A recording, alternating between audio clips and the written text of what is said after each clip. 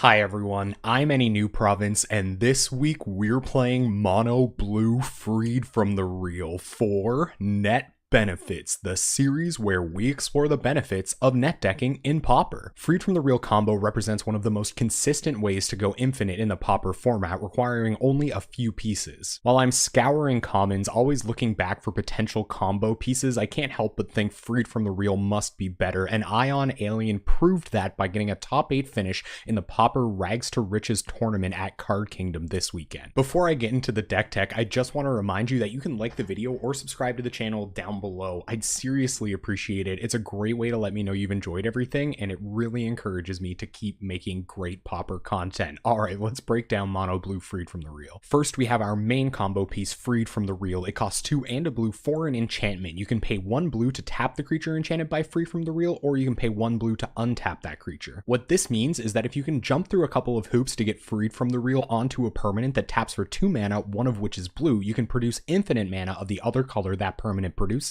The permanent we intend to enchant is It Boiler Works, a blue-red Karoo land. It enters the battlefield tapped. When it enters the battlefield, you return a land you control to its owner's hand. When it's untapped, it adds blue and red. It Boiler Works checks off all of our boxes, except that it isn't a creature. It taps for 2 mana so that you can repeatedly tap and untap it with Freed from the Real, and it's even a land, so it doesn't take up those extra slots in your deck that you can use for things like tutors or interaction. Because we have to enchant a creature with Freed from the Real, we're going to be using Wind Zendikon to make It Boiler Works into a creature. Wind Zendikon costs 1 blue mana for an enchantment aura that enchants a land. The enchanted land is a 2/2 blue elemental creature with flying. It's still a land. When the enchanted creature dies, return that card to its owner's hand. It's a little risky going in on a land as a creature because our opponent could remove it in response to our combo, meaning that we'll be down 2 mana for the rest of our turns throughout the game. It also opens that land up to bounce spells, so we're going to have to be very careful about when we commit our Wind Zendikon to our It Boiler Works so that we don't put ourselves down 2 mana. Finally, we have 2 of our finishers in Valakut Invoker, which costs 2 and a red for a 2/3 with the ability to pay 8 mana to deal 3 damage to any target. Our other win condition is Karavek's Torch, which costs X and a red, and as long as Karavek's Torch is on the stack, spells that target it cost 2 more to cast. Karavek's Torch deals X damage to any target. We have 2 different types of win conditions here. For one, Valakut Invoker is a lot easier to combo off with than any other spell in the format, and also because Karavek's Torch can be harder to counter for some decks, making it good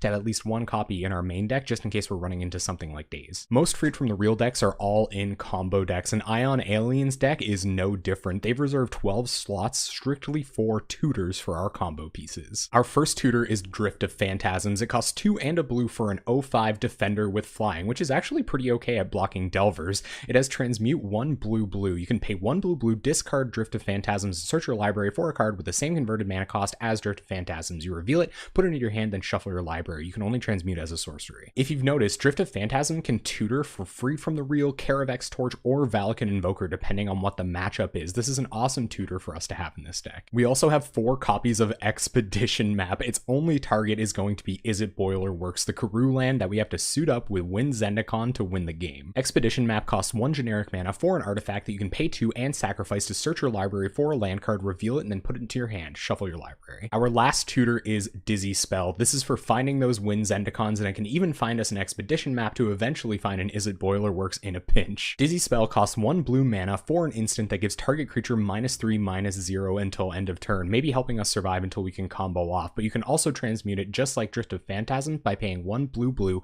and looking through your library for the 1-drop you need. Aside from all of our sweet tutors, we have tons of card filtering and cantrips to make sure we can at least find a tutor for our combo piece on time. Our first card filtering spell is Impulse, and I'm a lot more used to seeing this in Tron decks. It costs 1 and a blue for an instant that lets you look at the top 4 cards of your library. You put 1 of them into your hand and the rest in the bottom of your library in any order. Impulse is sweet. It lets you dig 4 cards deep, and you can even leave it up on your opponent's end step if you were maybe thinking about doing something else that was proactive to stop them from stopping your combo on the following turn. We've also got 4 Ponder, another powerful cantrip. It costs 1 blue for a sorcery that lets you look at the top 3 cards of your library, then put them back in any order. You may shuffle your library. If if you don't like what you see. Then you draw a card. If we leave a card on top with Ponder and decide not to shuffle our library, we can put the 2 cards we don't want on the bottom before drawing another card with this spell, Preordain. It costs 1 blue for sorcery that lets you scry 2, then draw a card. Finally, Ion Alien has a very tight interaction package, only targeting spells that can stop us from comboing off or kill us before we have a chance to do so. First, we have Dispel, which costs 1 blue for an instant that counters target instant spell, just in case our opponent has a counter spell or a prohibit up to stop us from casting something like a Wind Zendikon, a Freed from the Real, or even one of our win conditions. We also have 1 copy of Daze. Maybe we'll get really lucky and get one of our elves opponent's land grants with this. It costs 1 and a blue for an instant. You may return an island you control to its owner's hand rather than pay Daze's mana cost, so sometimes it feels pretty free. It counters target spell unless its controller pays 1. We've also got 3 copies of Gigadrowse, probably our best proactive spell. It costs 1 blue to tap target permanent, but you can replicate it for 1 blue mana. Replicate says when you cast Gigadrowse, you can copy it for each time you paid that 1 blue mana, which is its replicate cost. You may choose new targets for the copies. We most often see Gigadrowse in combo decks tapping out their opponents so that they don't have to worry about removal magic or counter magic on the turn they decide to combo off, but Gigadrowse can also act as a kind of inefficient fog effect if we just need another turn to try to dig into that combo piece. Finally, we have Spontaneous Mutation, our last non-land card. It costs 1 mana for an enchantment aura with flash that enchants a creature. It gives the enchanted creature -X/-0, where X is the number of cards in your graveyard. Spontaneous Mutation is often going to be shrinking down our opponent's creatures enough to make it not matter anymore, kind of turning it into a pacifism effect. What's cool about Spontaneous Mutation, Gigadrowse, and Dispel is that all of these cards can be tutored up with our Dizzy spells, just in case our opponent